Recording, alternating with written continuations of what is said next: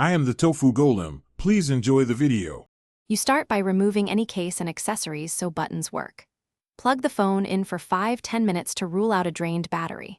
Once charging, press and hold power and volume down together for 10–20 seconds to force a restart. This clears most temporary freezes by rebooting the system without data loss. If you see the Samsung logo, release and wait. If no response, make sure the charger is working and try the button hold again. If a force restart didn't fix it, boot into safe mode to check apps. You do this by long pressing power, then long pressing power off and selecting safe mode. Once in, observe responsiveness. If it's smooth, uninstall recent apps. For deeper cleanup, power off and boot to recovery by holding power, volume up, and Bixby or home. Use volume keys to select wipe cache partition and confirm with power. This removes temporary system files that can cause freezes. Reboot and test performance. If problems persist after safe mode and cache wipes, back up your data using Smart Switch or Google Backup.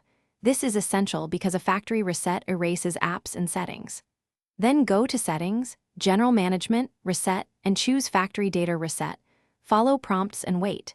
The process restores original software and resolves persistent freezes caused by corrupted system files. If the reset fails or the screen stays unresponsive, you likely have a hardware issue. Stop and contact.